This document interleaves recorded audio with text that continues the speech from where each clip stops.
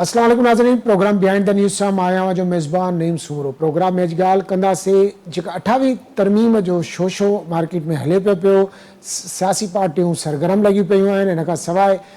जेका सिंध में जी ॻाल्हि कजे त सिंध में GDA सरगर्म नज़र अचे पई। हिन खां सवाइ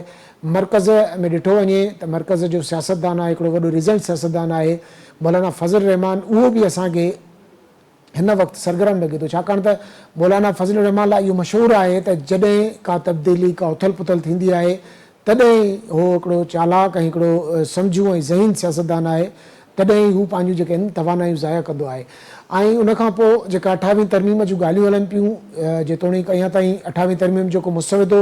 साम्हूं न आहे आयो, पर उन में जेके 3 अहम नुक़्ता आहिनि जेके सिधा सवां 18वीं तरमीम जे टकराव में आहिनि। उन्हनि मां हिकिड़ो सूबाई ख़ुदि मुख़्तियारी जो आहे, छाकाणि त जेका 28वीं तरमीम में जेका तजवीज़ ॾिनी वई आहे लोकल बॉडीज़ एक्ट जी, उन में उन जो अहिड़ो हिकिड़ो निज़ाम ठाहियो पियो वञे जेको सूबनि खे बाईपास करे डायरेक्ट उन्हनि खे वफ़ाक़ जेको आहे उन्हनि कंट्रोल कंदो या उन्हनि सां डायरेक्ट वफ़ाक़ फंड जारी कंदो या जेको बि अमल थींदो। उनखां सवाइ ॿियो मामिलो आहे मादनियात जो। ऐं ॿियो हिकिड़ी अहम ॻाल्हि हले पई त जेका बलोचिस्तान ऐं सिंध जी जेका कोस्टल पट्टी आहे, जेका सामूंडी पट्टी आहे, उनखे बि वफ़ाक़ हवाले करण जूं ॻाल्हियूं थी रहियूं आहिनि। ऐं NFC में जेको हिसो आहे वफ़ाक़ ऐं सूबे जो बराबरि करण जूं बि ॻाल्हियूं हलनि पियूं। ऐं अञा ताईं पीपल्स पार्टी तरफ़ां जॾहिं बि उन्हनि खां सुवाल कयो वञे थो त उहे इहा ई ॻाल्हि कनि था त हुकूमत तरफ़ां असां हिन हवाले सां को बि राब्तो न कयो वियो आहे ऐं न ई को मुसविदो साम्हूं आयो आहे। 6वीं तरमीम वक़्तु बि अहिड़ियूं ॻाल्हियूं मार्केट में हुयूं ऐं सियासी पार्टियुनि तरफ़ां ईअं ई उन्हनि जी तरदीद कई पई वञे। वरी 27वीं तरमीम में बि असां साॻियो ई ॾिठोसीं। ऐं हाणे जॾहिं हिन वक़्तु जेका मौजूदा सूरत हाल आहे उन में बि 28वीं तरमीम लाइ अहिड़ियूं ॻाल्हियूं हलनि पियूं, पर पीपल्स पार्टी समेत का बि पार्टी उनखे तस्लीम करण लाइ तयारु न आहे। त अॼु हिन सूरत हाल ते ॻाल्हाईंदासीं त छा वाक़ई 28वीं तरमीम अचे पई, ऐं जेकॾहिं अचे पई त छा जेका सूबाई ख़ुदि मुख़्तियारी आहे पीपल्स पार्टी उन ते सौदेबाज़ी कंदी, छा जेके सूबाई वसीला आहिनि, जेके मैदनियात आहिनि, या जेको सामूंडी पट्टी आहे ख़ासि करे सिंध जी, छा उहा वफ़ाक़ हवाले करण ते पीपल्स पार्टी राज़ी थींदी, छा NFC एवॉर्ड में जेको पंहिंजो हिसो आहे उहो घटाइण ते राज़ी थींदी। BISP जे हवाले सां बि इहे ॻाल्हियूं हलनि पियूं त BISP खे ख़तमु न कंदो, पर उनजो सॼो ख़र्च जेको आहे सूबा हवाले कयो वेंदो त उहे बि अदा कनि, उन्हनि खे बर्दाश्त करिणो पवंदो। त हिननि सॼियुनि ॻाल्हियुनि ते अॼु ॻाल्हाईंदासीं। असांखे हिन वक़्तु टेलीफोन लाइन ते जॉइन कयो आहे सीनियर साहब या तज़ीनिगार आहिनि जावेद लांघा साहब। जावेद साहब, तव्हांखे वेलकम कयूं था प्रोग्राम में। महिरबानी। जावेद साहब, 6वीं तरमीम वक़्तु असां ॾिठोसीं, 27वीं तरमीम वक़्तु असां ॾिठोसीं त तरमीम अचण जूं ॻाल्हियूं त कयूं वयूं, उन जा नुक़्ता बि साम्हूं अचनि पिया, पर उन वक़्तु कंहिं बि पार्टी इंक्लूडिंग पीपल्स पार्टी उन वक़्तु उनजी तस्दीक न कई ऐं तरदीद कंदा रहिया। पर असां ॾिठोसीं त ओचितो इहे 2 तरमीमूं अची वयूं ऐं तमामु हिकिड़ी तेज़ीअ सां 2 पास बि थी वयूं ऐं अॼु कानून जो हिसो आहिनि। हिन वक़्तु जेको माहौल आहे जोड़ियो पियो वञे, ऐवान सदर जे हवाले सां मुख़्तलिफ़ ॻाल्हियूं पियूं हलनि त उते अहम मुलाक़ातूं थियूं आहिनि। सदर आसिफ अली ज़रदारी जी वज़ीर आज़म सां बि मुलाक़ात थी, उनखां सवाइ ॿियूं बि अहम विहकूं थियूं आहिनि। त तव्हांखे छा थो लॻे, छा वाक़ई 28वीं तरमीम अचे पई, छा वाक़ई सूबाई ख़ुदि मुख़्तियारी ते सौदेबाज़ी थी रही आहे, ऐं पीपल्स पार्टी खे जो किरदारु खे उहा कीअं था ॾिसो? ऐं इहो बि ॿुधायो त जेकॾहिं 28वीं तरमीम ईंदी त पोइ जेके सूबा आहिनि, ख़ासि करे असां सिंध जी ॻाल्हि कयूं त पोइ लोकल बॉडीज़ एक्ट अहिड़ो अची वियो जंहिंमें सूबा बाईपास थी वेंदा, त पोइ उहा सूबाई ख़ुदि मुख़्तियारी न रहंदी। सूबाई इकाइयुनि जे करे जेको आहे त हीउ मुल्क क़ाइमु आहे, जॾहिं इकाइयुनि सां अहिड़े क़िस्म जी जेका आहे ट्रीटमेंट थींदी त पोइ तव्हां छा था सम्झो त माहौल केॾांहुं वेंदो? ॾिसो, पहिरीं ॻाल्हि इहा आहे त हाणे जेका बि तरमीम ईंदी उहा 28वीं तरमीम हूंदी। हुन में अंदरि छा आहे, जेके तव्हां नुक़्ता ॿुधाया आहिनि उन मां छा इंक्लूड थींदो, छा ते ॻाल्हि ॿोल थींदी। सरकारी तौर ते जेके हींअर ते वटि पधरायूं आहिनि, आज़म नज़ीर साहब कानून वारो वज़ीर ऐं राना सनाउल्ला, उन्हनि जा जेके बयान साम्हूं आया आहिनि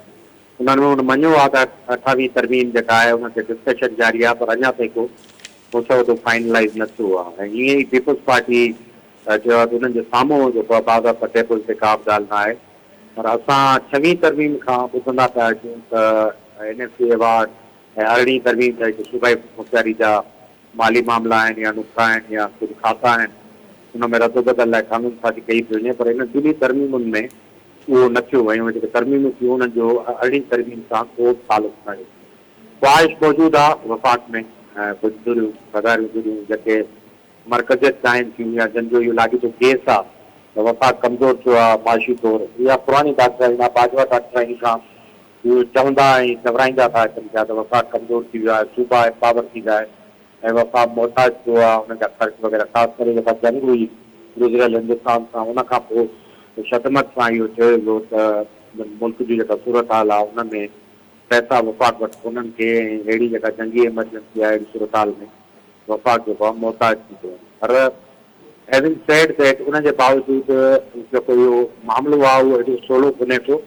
ऐं पीपल्स पार्टी खे हिकिड़े मिंट लाइ हिन सॼे फ्रेमवर्क मां ॿाहिरि कढी बि छाकाणि सॼो जेको बहस आहे उहो पीपल्स पार्टी सेंट्रिक आहे त पीपल्स पार्टी छा कंदी, पीपल्स पार्टी राज़ी आहे या नाराज़ी आहे। अरिड़हीं तरमीम जी बेनिफिशरी रुगो पीपल्स पार्टी खे कई। बलोचिस्तान आहे अहिड़ो वॾो सूबो आहे उनखे 100% फंड जेके आहिनि अरिड़हीं तरमीम में NSC सां मिलिया।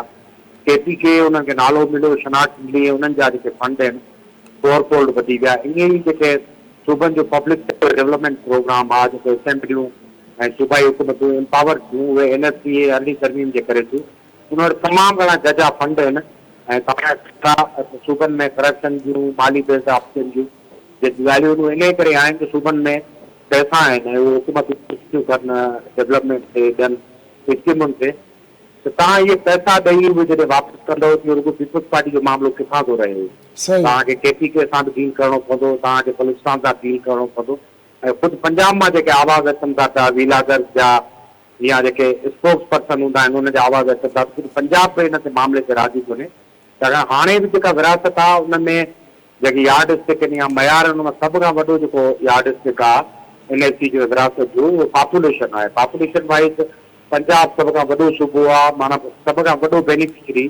पंजाब आहे ऐं ॿिया सूबा हुन घटि आहिनि। त ख़ुदि पंजाब जो इहो सुवालु आहे त उते केतिरी सीरियसनेस आहे सॼे मामले ते। हिकिड़ो इदारा या कुझु अहिड़ा इदारा जेके हमेशह मर्कज़ जा क़ाइल रहिया आहिनि उहे ज़रूरु इहे शयूं कंदा ऐं 2.5 साल जॾहिं हिकिड़े सिस्टम ते थी वञनि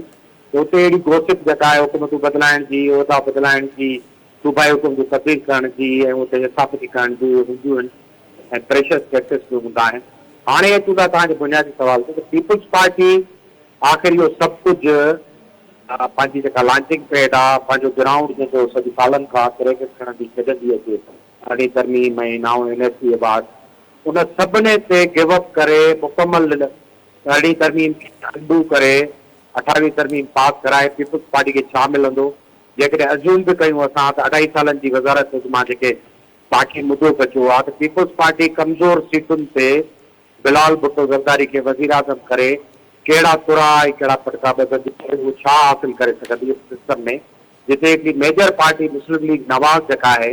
उनजी कुझु हिकिड़ी सानवी हैसियत आहे ऐं जेको वायुमंडल मुल्क में ठाहियल आहे उन में मुल्की जेका एस्टेब्लिशमेंट आहे उहा तमामु घणी सगारी ऐं फ़ैसिला कुन किरदार में थी अचे। अहिड़ी कमज़ोर हुकूमत 2.5 साल पीपल्स पार्टी वठी उनखां पोइ सिंध में जेको पंहिंजो पावर आहे जेको हुनजो बुनियादु आहे सॼी गेम जो जैसे आसिफ ज़रदारी हुनजी पार्टी वफ़ाक़ सां खेॾे थी आइनी उहिदा थी वठे उहो सॼो गिव अप करण खां पोइ छा पीपल्स पार्टी पंहिंजी सॼी सियासत जेका आहे इनिशिएटिव उहो हमेशह लाइ ख़तमु करे छॾींदी या सूबा पंहिंजा जेके इंट्रस्ट आहिनि जेके हुनखे मिलंदा रहिया आहिनि उहे गिव अप करे छॾींदा। इहे तमामु वॾा सुवाल आहिनि, ख़्वाहिशूं पंहिंजी जाइ ते, पर इहे करण खां अॻु में अर्थ शेकिंग तब्दीलियूं आहिनि ऐं सॼे सिस्टम खे जेको 10-20 साल हलियो आहे उनखे लोॾणो आहे, उन सां टेम्परिंग करणी आहे ऐं उनजा नतीजा जेके आहिनि तमामु घणा उघरा आहिनि, उन्हनि खे कतई तौरु न विसारणु घुरिजे। त मुंहिंजे ख़्याल में जेकॾहिं पीपल्स पार्टी वटि थोरी बि सैनिटी आहे त उहा इन मामलनि ते सवलाई सां न वेंदी। हा, पीपल्स पार्टी मार्केटिंग कंदी रही आहे, हमेशह अहिड़ी साल पैदा कंदी रही आहे जंहिंमें ॻाल्हियूं थींदियूं आहिनि, पर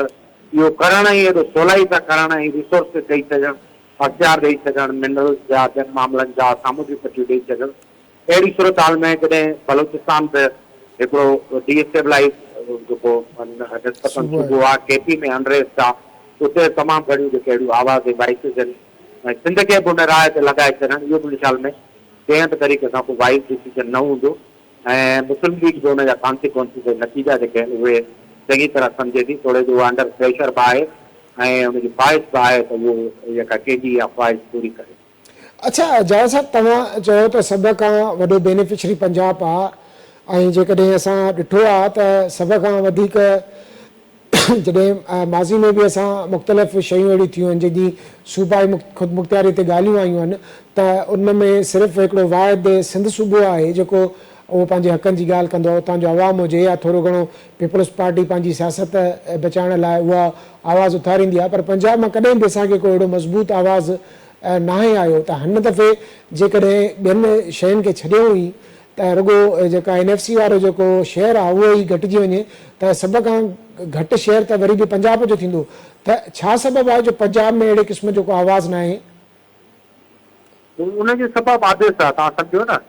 त जॾहिं अरड़ी तरमीम पास थी त मुल्क में हिकु जुदा सूरत हाल हुई, मोहतरमा जी शहादत थी हुई ऐं मुल्की इस्टेब्लिशमेंट उन वक़्तु कमज़ोर तरीन विकेट ते जेको न खेॾी रही, ओॾी महिल उनखे सियासतदाननि जी ज़रूरत हुई ऐं ॾिसां की जमहूरियत जे ज़रिए ॿई वॾियूं पार्टियूं जेके इन पोज़ीशन में हूं त उहे कुझु हासिलु करे सघियूंसीं ऐं उन्हनि जो जेको अलायंस आहे उनजे नतीजे में असांखे अरड़ी तरमीम मिली, छाकाणि जो मुस्लिम लीग जी सहमति खां सवाइ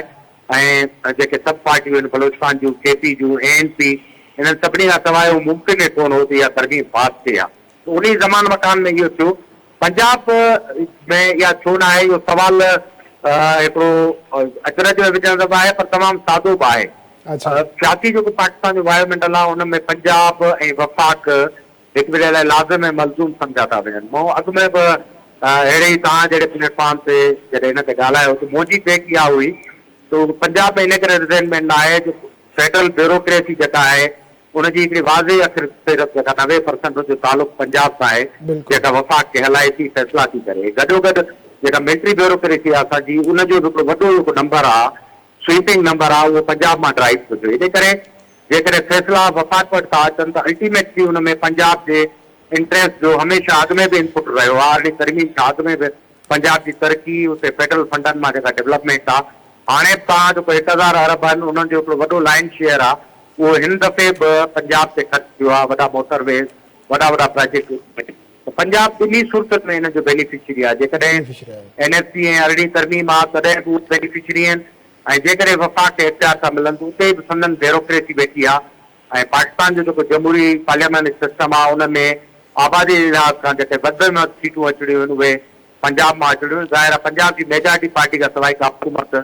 ठही नथी सघे, उहा PP जी हुजे। अच्छा जावेद साहब, मौलाना फज़लुर रहमान हिकिड़ो सूरत हाल खे सम्झंदड़ ऐं ज़हीन सियासतदान तौरु सुञातो वेंदो आहे ऐं उहो हरू भरू ईअं ई पंहिंजी तवानाई ज़ाया नाहे कंदो। असां ॾिठो आहे जॾहिं बि का तब्दीली ईंदी आहे, जॾहिं बि का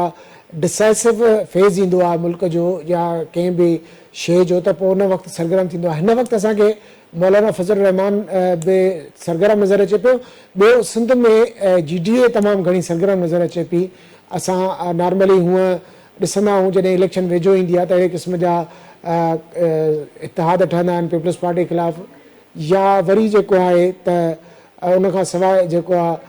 आम जेको आहे ॾींहंनि में न, पर हिन वक़्तु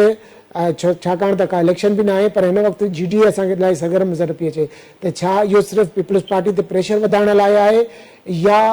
हुननि खे को ॿियो आसिरो मिलियो आहे GDA वारनि खे? ऐं मौलाना फज़लुर रहमान जेका सरगर्म थियो आहे इन जे हवाले सां तव्हां पंहिंजो तजुर्बो पेश कंदा? बाज़ी में रहियो आहे मौलाना जो किरदारु जॾहिं बि अहिड़ी तब्दीलियूं ईंदियूं आहिनि या असल पुसल थींदी आहे, पर तव्हां इहो गॾोगॾु न विसारियो त पाकिस्तान जो त सियासी सिस्टम में 2.5 साल वॾा हूंदा आहिनि, उन खां पोइ जेके दुरियूं इक़्तिदार खां ॿाहिरि वेठियूं हूंदियूं एग्ज़ॉस्ट थी वेंदियूं आहिनि ऐं हुन में हिकिड़ी सियासी बेरोज़गारी जो एलिमेंट जेको सरफेस थियणु लॻंदो आहे उनजे सर्कल ते। 2.5 साल काफ़ी वॾो अरसो थी वियो, सेम पेज सभु शयूं हलियूं, जंगूं थियूं, काफ़ी डिप्लोमेटिक महाज़ थिया, हिकिड़ी सहमति थी। ज़ाहिर आहे मौलाना फज़लुर रहमान खे सियासी रोज़गार खपे,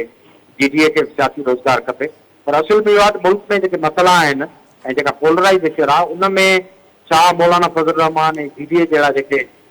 जेका गुरदानी ग्रुप आहिनि, चूचू जो मुर्गो ऐं फर्दनि ते मबनी जेके ग्रुप आहिनि, उहो एॾो वॾो पॉलिटिकल जेको बर्डन आहे पाकिस्तान जी सियासत जो पंहिंजे कुलनि ते खणी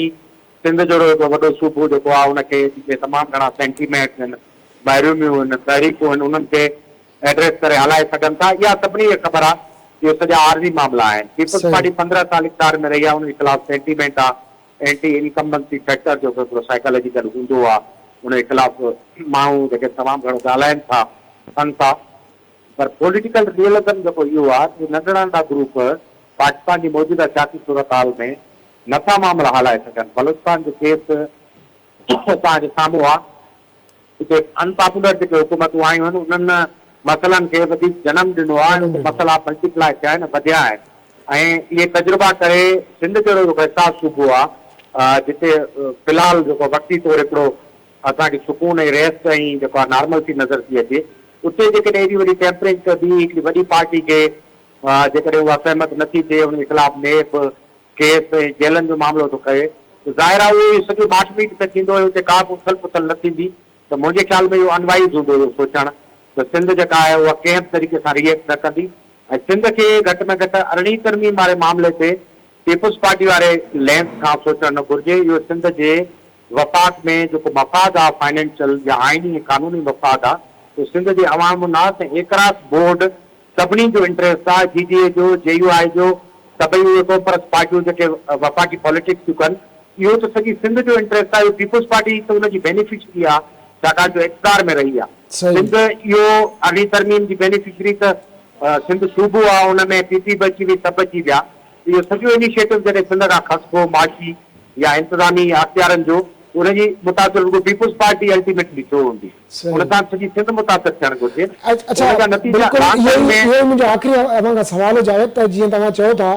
त हिन जेके सिस्टम मां या 18 तरमीम मां जेको मौजूदा सिस्टम आहे उन मां रुगो पीपुल्स पार्टीअ खे फ़ाइदो न आहे, सॼे सिंध खे फ़ाइदो आहे। त मुंहिंजो सवाल आख़िरी अवां इहो आहे त छा तव्हां सम्झो था त जीअं तव्हां बि चयो त 2.5 सालनि जी हिकिड़ी कमज़ोर जेको आहे त अक्सरियत सां पीपुल्स पार्टी उनजी जेको डेब्यू कराईंदी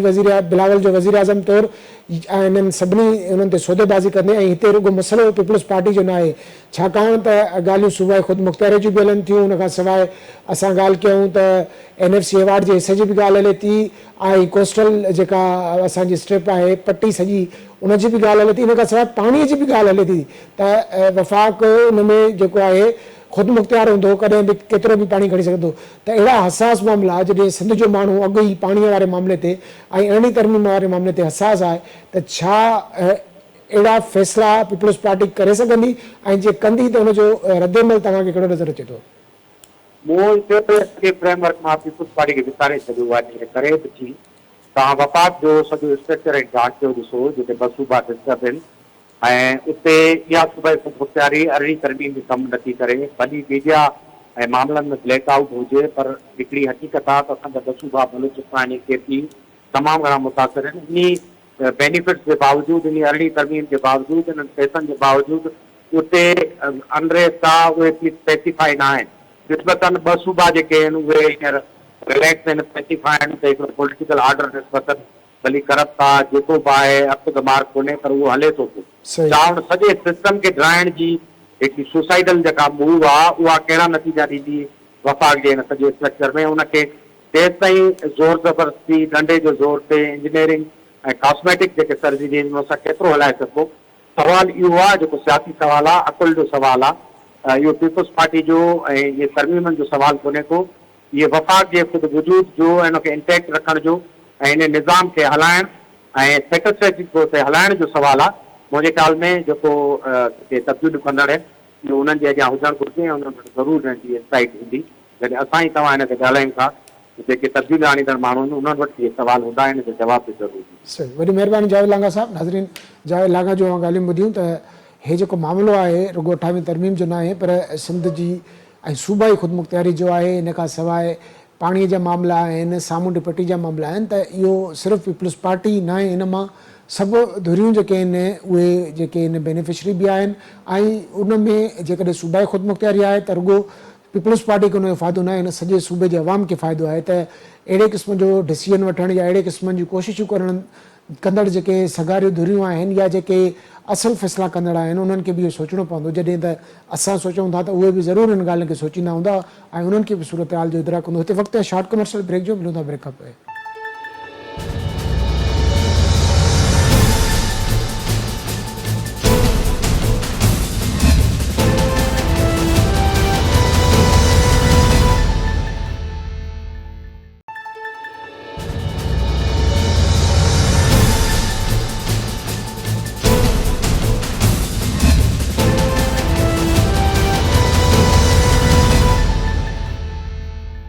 वेलकम बैक नाज़रीन। प्रोग्राम में ॿीहर भलीकार ॻाल्हि पई हले 28वीं आईनी तरमीम जी, त हुकूमत तरफ़ां या जेका इत्तेहादी आहिनि हुकूमत जा उन्हनि जे तरफ़ां का बि तस्दीक या तरदीद कई थी वञे, बल्कि तस्दीक न पई कई वञे, पर जेके मीडिया में या सोशल मीडिया ते ॻाल्हियूं हलनि पियूं उन में मुख़्तलिफ़ नुक़्ता जेके डिस्कस थियनि पिया। उन खां सवाइ मौलाना फज़लुर रहमान बि सरगर्म आहे, GDA सिंध में सरगर्म आहे। इन ते ई ॻाल्हाइण लाइ हिन वक़्तु असांखे टेलीफोन लाइन ते ज्वाइन कया है सीनियर तज्ज़िया निगार शाहीन कुरैशी साहब। कुरैशी साहब, तो वेलकम करते हैं आपको प्रोग्राम में। शाहीन साहब, 26वीं आईनी तरमीम आई, 27वीं आई, उनके आने से पहले जो खामोशी थी, जो तरदीदें थी, उसी तरह का माहौल अब भी नज़र आ रहा है कि कोई तरमीम नहीं आई, कोई मुसवदा नहीं आ रहा, हुकूमत ने कोई मुसवदा हमसे शेयर नहीं किया, कोई राब्ता नहीं किया। इस बार भी जैसे कि पीपल्स पार्टी की बात करें तो वो भी डिनाई कर रही है और हुकूमत की तरफ से भी कोई वाज़ेह बयान नहीं आ रहा। ठीक है, राना सनाउल्लाह और आज़म नज़ीर तारा ने कहा है कि उस पर काम हो रहा है 28वीं तरमीम पे, तो क्या ये जो नुकात मीडिया पे और सोशल मीडिया पे ज़ेर बहस हैं कि सूबाई खुद मुख्तियारी है वो कंप्रोमाइज़ हो जाएगी? इसके अलावा जो कोस्टल एरियाज़ है सिंध और बलूचिस्तान के, उस पर भी बातें हो रही हैं, और इसके अलावा NSC अवार्ड और जो कुछ डिपार्टमेंट्स हैं जैसे एजुकेशन है और कुछ और हैं वो भी वफाक के हवाले किए जाएंगे। तो अगर ये चीज़ें सब आएंगी और पीपल्स पार्टी इस पर एग्री हो जाएगी तो 18वीं आईनी तरमीम की रूह हमें बिल्कुल ख़त्म होती हुई नज़र आ रही है, क्योंकि 18वीं आईनी तरमीम की जो अहम नुकात थे वो यही थी, सूबाई खुद मुख्तियारी थे, NFC अवार्ड थे, और जो उनके मादनी वसीले हैं, जो उनके वसाइल हैं, वो उनका हक सूबों पर है। अगर ये 28वीं तरमीम में सब चीज़ें शामिल हो गई और ये मंजूर हो गई, फिर तो सूबाई खुद मुख्तियारी ख़त्म हो जाएगी। इसको पीपल्स पार्टी किस तरह से राज़ी करेंगे पीपल्स पार्टी को हुकूमत वाले? और अगर पीपल्स पार्टी राज़ी भी हो जाती है तो आप नहीं समझते कि जो सिंध है वो इस तरह की चीज़ें बर्दाश्त नहीं करेगा? जी शुक्रिया वियोग। मैं ये समझता हूँ कि आपने खुद जो बातें की हैं उन बातों से मैं इत्तफाक करते हुए अपना नुक्ता नजर सामने लाता हूँ कि ये हो नहीं सकता कि ये तमाम चीजें हो भी जाएं जी और जुल्फकार अली भुट्टो शहीद, बीबी शहीद की पीपल्स पार्टी या बिलावल भुट्टो की पीपल्स पार्टी, इन चीजों को तस्लीम करने के बाद वो रह जाएंगी पीपल्स पार्टी जो अवाम की पार्टी है। तो मैं ये समझता हूँ कि ऐसा नहीं होगा। अलबत्ता जो एक चीज होती है, जिस तरह आपने 26वीं और 27वीं तरमीम की बात की कि उससे पहले भी अचानक ड्राफ्ट आ गए और मीडिया पे बातें हुई, ये आपके इल्म में है कि ऑलरेडी डायलॉग खोलने के लिए बाय डिजाइन एक मंसूबे के तहत डायलॉग छेड़ा जाता है, उसमें फीडबैक लिया जाता है और रद्द अमल देखना चाहते हैं। ये काम होने की तरफ जा रहा है कि मीडिया के जरिए आपने अब देखे ना कोस्टल एरिया का भी बात कर दी और लोग तो नहरों की भी बात कर रहे हैं जो पंजाब से नहीं बना सके अभी तक वो, और उसमें NFC आता है और उसके अंदर असल बात तो सूबाई खुद मुख्तारी की है। जो पाकिस्तान एक जो है 4 इकाइयों का जो एक वफाकी मुल्क है और वफाकी आइन है हमारा, जिसमें सूबों का अपना एक वजूद और हैसियत है, तो उसमें तो इक़्तिदार की और इख्तियारात की नीचे तक मुंतकली की बात हो रही है कि उसका मौसर जो है अवाम के लिए भलाई हो, उस बजट का नीचे तक इस्तेमाल हो। तो उसमें तो पाकिस्तान के अंदर एक ही जो है पार्टी है या 2 सूबे हैं जहाँ पीपल्स पार्टी की हुकूमत है, जहाँ पे बलदियाती हुकूमतें हैं और बलदियाती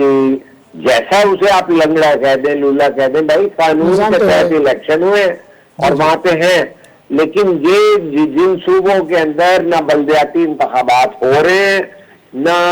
होने दे रहे हैं वो, और जो है चीफ इलेक्शन कमिश्नर भी धमकियां देते हैं, लेकिन वो भी खाली खोली धमकियां होती हैं। तो मैं ये समझता हूँ कि जरूरत ये है कि इख्तियारात को अवामी सतह पर लेके जाएं। पीपल्स पार्टी उसमें कदरे जो भी कुछ मुमकिन है वो कर रहे हैं और वहां पे MNA MPA को नहीं फंड दिए जा रहे, بلکہ وہ اپنے اداروں کو مؤثر طریقے سے چلانے کی ابتدائی اسٹیج پہ ہیں. صحیح. کیونکہ یہاں پہ ہمیشہ چلتے نظام کو جو ہے فارغ کیا جاتا ہے. جب پاکستان کے اندر متفقہ آئین بنا اس کو تباہ و برباد کیا. اب جب متفقہ طور پر 18ویں ترمیم آئی جس سے وفاق مضبوط ہوا، اور اس وقت جب بلوچستان میں بھی اور خیبر پختونخوا میں بھی بات ہو رہی تھی، تو یہ پاکستان پیپلز پارٹی کا کریڈٹ ہے کہ انہوں نے اپنے دور میں انگیج کر کے سب کو شامل کر کے ایک جو ہے صوبائی خود مختاری کی بنیاد کے اوپر ان کے جو ہے نیشنل فائنانس فنڈز اور آگے کی منصوبہ بندی جیسے بنیادی معاملات کا طریقہ کار وضع کیا، جس میں آگے پیش رفت کی جانی ہے. یعنی یہ طے کیا گیا تھا کہ مزید اس کے اجلاس ہوں گے اور اسے آگے بڑھایا جائے گا. تو میں یہ سمجھتا ہوں کہ پیپلز پارٹی واحد جماعت ہے جس کے بغیر جو ہے یہ آئینی ترمیم نہیں ہو سکتی. نون لیگ تو بہت اچھی نوکری کر رہی ہے، ان کو بہت سارے ایم این اے جو ہیں الیکشن کمیشن کے ذریعے اور عدالتوں کے ذریعے کافی مل گئے، تھوڑے سے پیپلز پارٹی کو بھی ملے ہیں. لیکن یہ نہیں ہو سکتا کہ پاکستان پیپلز پارٹی 18ویں آئینی ترمیم کی روح کے اگینسٹ کوئی بھی بات کرے. صحیح. یہ بار بار کہہ رہے ہیں، بلاول بار بار کہہ رہے ہیں، پیپلز پارٹی کی قیادت کو یہ کہا گیا ہے، اور بلاول براہ راست کہہ رہے ہیں کہ ہمیں معلوم ہے کہ اگر کوئی نئے حالات سامنے آتے ہیں آپ ہمیں بات کیجئے کہ بھئی اگر مرکز کو فنڈ چاہیے اس کا طریقہ کار ہم وضع کریں گے. یہ نہیں ہو سکتا کہ جو صوبوں کے فنڈ ہیں ان میں سے جو ہے کسی کے جو ہے حصے بکھرے کیے جائیں، اس کی کمی بیشی کی جائے. ہم ان وسائل کو لفٹ کرنے کو تیار ہیں، چاہے اس کے اندر اگر پاکستان میں دفاع تک وہ بات کرتے ہیں کہ دفاع کے بھی تقاضے بڑھ جاتے ہیں، تو ظاہر ہے ایک جمہوری اور مضبوط ملک ہی کا جو ہے نا وہ اپنے پرامن طریقے سے آگے چل سکتا ہے، کسی نظام کو آگے بڑھا کر عوام کے لیے. اچھا، تو شاہد صاحب جس طرح سے آپ بہت بات کر رہے ہیں کہ یہ صورتحال کو بھانپ رہے ہیں اور دیکھ رہے ہیں کہ کس طرح سے جو آپ ریت کس طرح آ رہے ہیں. اچھا، اور اگر ہم بات کریں ایوان صدر کی ملاقاتوں کی، تو ہمیں بھی مختلف رپورٹس ملی ہیں کہ سیریس قسم کے جو ہے نا وہاں پہ سٹنگز ہو رہی ہیں. ایوان صدر میں وزیر اعظم شہباز شریف ملے صدر آصف علی زرداری سے، اس کے علاوہ فائنانس منسٹر بھی جا کے وہاں ملے ہیں، یہاں سے سی ایم سندھ بھی گئے تھے. تو یہ جو ملاقاتیں ہیں بجٹ سے پہلے، اور ایک بات اور بھی چل رہی ہے کہ جو حکومت اور مسلم نون اور پیپلز پارٹی میں جو معاہدہ طے پایا تھا اس کے بنا پر 2.5 سال کا ٹینیور تھا، کیا اس طرف یہ معاملات جا رہے ہیں؟ دیکھیے، بات اصل میں یہ ہے کہ 2.5 سال کے معاملات میں جب تک پیپلز پارٹی اس معاہدے کی شرائط کو فارملی قوم کے سامنے نہیں لاتی، اچھا، تو ابھی تک تو اس کا یہ ہے نا کہ اس کو انٹرپریٹ کیا جاتا ہے کہ ایک معاہدہ ہوا تھا اور ان معاہدوں کی پاسداری نہیں کر رہی نون لیگ اور پیپلز پارٹی کی طرف سے، یہ کہا گیا. اور ہر بجٹ کے قریب جب بھی جو ہے پیچھے ہٹنا چاہا نون لیگ نے، خاص طور پہ سیلاب جب سندھ میں آئے تو اس پہ بلاول بھٹو نے ان سے وعدہ لیا تھا جو ہے جب اس وقت کی جو پی ڈی ایم کی حکومت تھی، تو اس میں جب انہوں نے محسوس کیا کہ ان وعدوں سے کوئی پیچھے ہٹتا ہے تو انہوں نے جو ہے سخت طریقے سے پیش بھی آئے اور بجٹ پاس ہونے نہ ہونے کے سوالات بھی پھر کھڑے ہو گئے. میں یہ سمجھتا ہوں کہ یہ جو ایوان صدر کی ملاقاتیں ہیں وہ ظاہر ہے کہ اگر کسی نے آ کر فیلر چھوڑے بھی ہیں، بات بھی کی ہے، تو حکومت کی سطح پر اتنی ان کو جواب ایسے ملے ہیں کہ ہم جو دیکھتے ہیں کہ رانا ثناء اللہ یا وزیر قانون جس طرح کے یہ لوگ جو ہیں وضاحتیں کر رہے ہیں، تو وہ بار بار یہ کہتے ہیں کہ جب تک اتفاق رائے نہیں ہوگا چاہے وہ صوبے ہوں، چاہے وہ NFC ہو، چاہے وہ نہروں کا معاملہ ہو، چاہے وہ کوسٹل ایریاز کی بات ہو، چاہے وہ بجٹ کا جو ہے وہ خسارے پورے کرنے ہوں، چاہے جو یہ ٹیکسیشن میں ناکامی ہو رہی ہے، تو بہت سارے معاملات ہیں جن پہ مسلسل بات ہو رہی ہے. لیکن میں نے ایون یہ جو ہے سولر پہ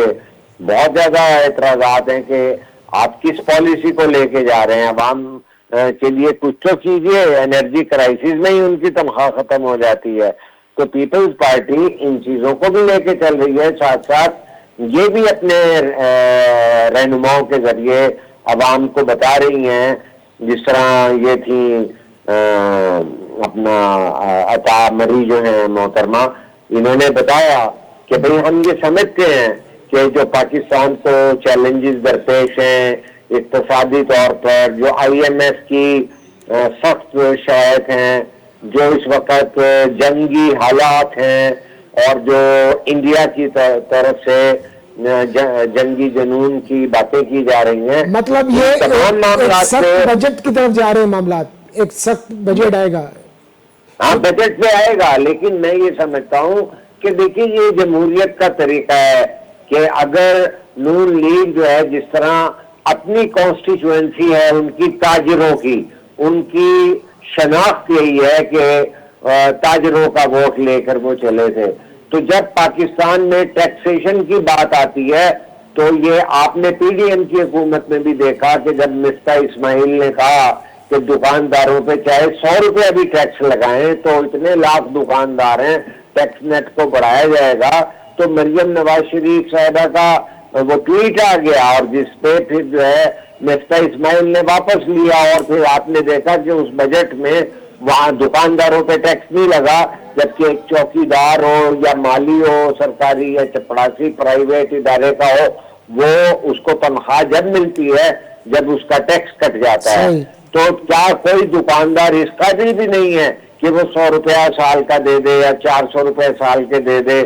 تو اور وہ کہتا ہے، وہ ڈیمانڈ تو کرتا ہے کہ میرے یہاں بجلی بھی آنی چاہیے، میرا فٹ پاتھ بھی جو ہے مرمت ہونا چاہیے، اور میرے باہر جو ہے پولیس والا بھی کھڑا ہونا چاہیے کہ ڈاکو نہ آئے کوئی، اور وہاں CCTV بھی لگا ہونا چاہیے.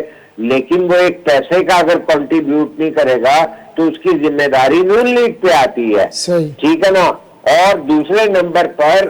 زراعت پاکستان کی ایسی بیک بون ہے جس پہ پیپل پارٹی یہ کہتی ہے کہ جو کچھ بھی کیجئے ہم پہلے زرعی خود انحصاری کریں گے، ورنہ ہمیں جو ہے نا ہم بہت پیچھے چلے جائیں گے اگر ہم نے زراعت کو توجہ نہ دی. تو یہ ان دونوں بنیادی سیاسی جماعتیں جو اس وقت زیر بحث ہیں، کیونکہ PTI کا تو معاملہ اس وقت اور طرف گیا ہوا ہے، بالکل اس وقت آپ کی میری بحث میں بھی شامل نہیں ہے. تو میں یہ سمجھتا ہوں کہ یہ ساری چیزیں آئیں گی، بجٹ کے اوپر بحث ہوگی. یہ بات بڑی پازیٹیو ہے کہ پیپلز پارٹی جو ہے ایک مثبت رول ادا کر رہی ہے کہ جو پاکستان کا بحران ہے اس میں نون لیگ کا ساتھ بھی دے رہی ہے، نون لیگ اس کا فائدہ بھی اٹھا رہی ہے. کہتے تو ہیں رانا ثناء اللہ کہ جو کریڈٹ اور ڈسکریڈٹ بھی شیئر ہوں گے، لیکن جب یہ کہتے ہیں کہ جی ہماری خارجہ پالیسی بڑی ایسے ہو گئی اور ٹرمپ بھی نام لیتا ہے تو اس وقت نون لیگ کا کریڈٹ لیتے ہیں. جب ڈسکریڈٹ کی باتیں ہوں اس وقت کہتے ہیں کہ جی پیپلز پارٹی کے ساتھ ہی مل کر ہم اتحادی حکومت ہیں. ساتھ ساتھ جو ہے انہوں نے قومی اسمبلی کی سطح تک تو جو ہے بندے پورے کر لیے ہیں، ابھی سینٹ کی سطح تک پورے نہیں ہوئے. اس کا مطلب ہے کہ اگر سینٹ میں بھی پورے ہو جائیں گے تو پھر آپ پیپلز پارٹی سے اور لینگویج میں بات کریں گے. آپ نے بھی دیکھا کہ خاص ذرائع سے یہ دھمکی آمیز فلر بھی چھوڑے گئے کہ سندھ کے اندر نیب کے کام ہوں گے اور حکومتوں کو بدلا جائے گا، اور یہ دھمکیاں آپ نے 2 سال پہلے بھی سنی. احمد فراز نے جو ہے 25 سال پہلے بھی مشرقی پاکستان کے بعد کچھ شاعری کی کہ آج بھی مجھے اپنے ملک میں اس طرح کی آوازیں سنائی دیتی ہیں. تو یہ آپ اور ہم میڈیا کے اندر دیکھ رہے ہیں کہ یہ باتیں خاص حلقوں سے دی جاتی ہیں کہ یہ ان کو جھکانے کے لیے अपनी डिमांड पूरी कराने के अपनी डिमांड्स लिए। पूरी कराने के लिए बिल्कुल बहुत बहुत शुक्रिया शाहीन कुरैशी साहब। नाज़रीन, शाहीन कुरैशी जो मां ॻाल्हियूं ॿुधियूं हुनजो इहो चवणु आहे त उन्हनि जे नज़र में उन्हनि जो तजियो इहो आहे त अहिड़े क़िस्म जूं ॻाल्हियूं न थींदियूं, छाकाणि त 28वीं तरमीम में जेकॾहिं इहे 3 पॉइंट शामिल कया विया त उहो सूबाई ख़ुदि मुख़्तियारी जे ख़िलाफ़ु हूंदो ऐं पीपल्स पार्टी कॾहिं बि इहो न चाहींदी। अॼु जे प्रोग्राम में एतिरो ई। ईंदड़ प्रोग्राम ताईं इजाज़त, लावाई।